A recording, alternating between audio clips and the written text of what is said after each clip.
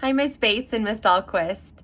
Thanks for taking the time out of your day to review my video submission, and thank you for the opportunity to continue on the interview process for your summer practicum at Mary Bridge. My name is Laurie King, and I'm a school director at an early learning center in the Queen Anne neighborhood of Seattle. I also live in Seattle with my husband, Daniel, who's a chef, our daughter, Eloise, who's 3 years old, and our 2 dogs, Gus and Albert. Outside of work, I enjoy volunteering. I like to sing and listen to show tunes, and I like to explore the outdoors with my family. So this past year has obviously been a challenge for all of us. And reflecting on the past year and what I've learned about myself, I think I've realized that I'm more hardworking and resilient than I ever thought I could be. And that has underscored the need for self-care in my life. Self-care is so important for all of us, especially during a pandemic. And so I've been doing things to make sure that I can provide the best of me to the people that I work with and for my family.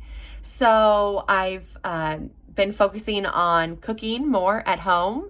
At the beginning of the pandemic, we got a lot of deliveries. So working on cooking at home. I have included a new daily exercise regimen into my daily routine.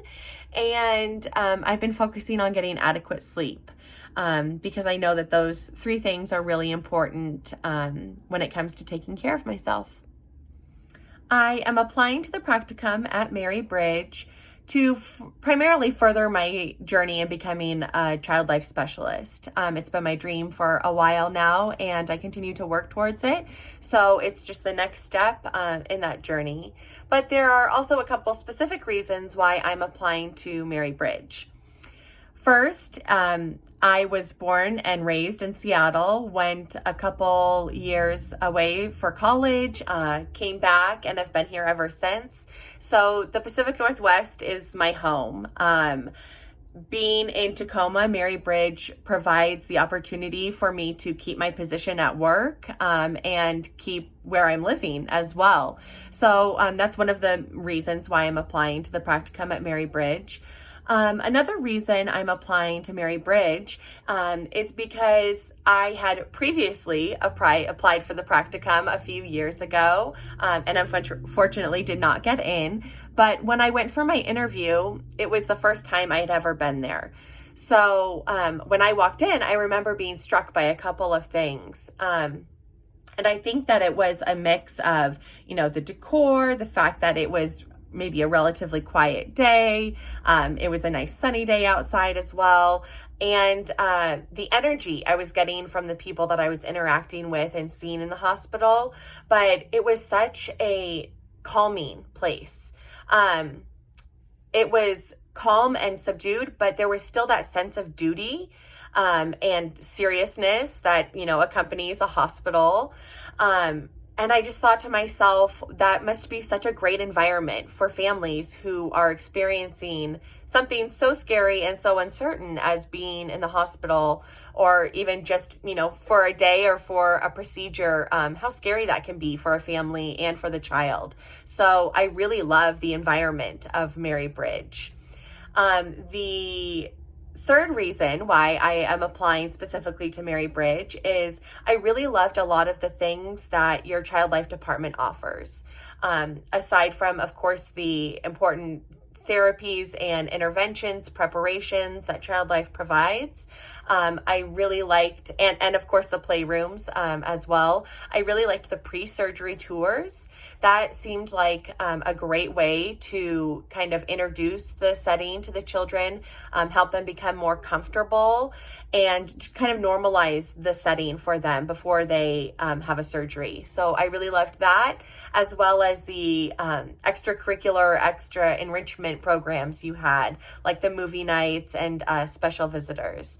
That combination of, the important work that Child Life does with the fun and the play and the special excitement. I think that that's what makes child life so successful in a hospital setting.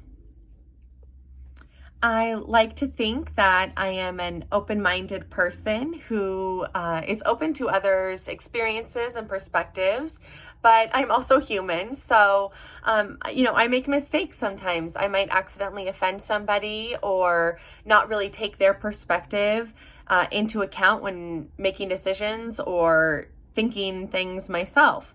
So, one example of this is a few years ago, I had a student who had difficulty eating in front of other kids. So, he didn't want to feed himself lunch. He would just leave his plate there and sit and watch his other friends.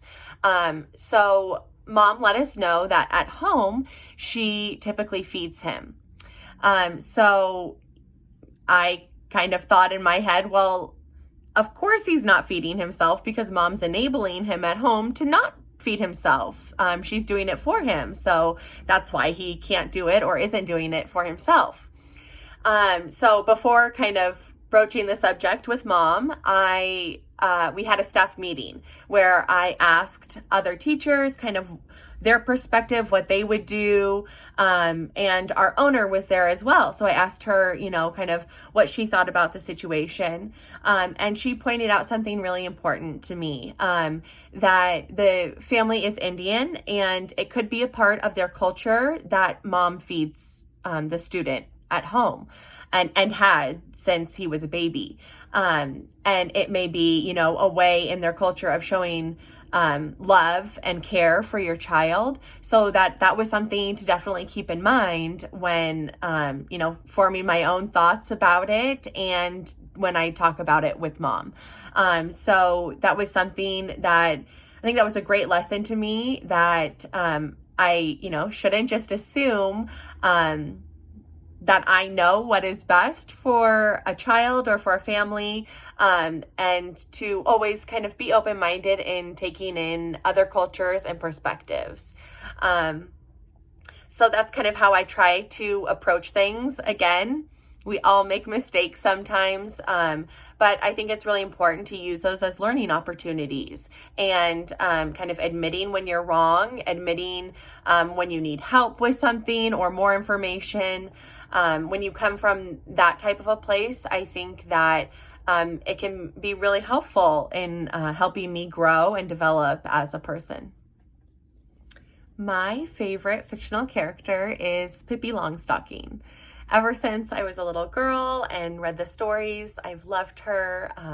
I made my friends act out a play with me one time when we were kids about Pippi Longstocking, and I've even dressed up as Pippi for Halloween before.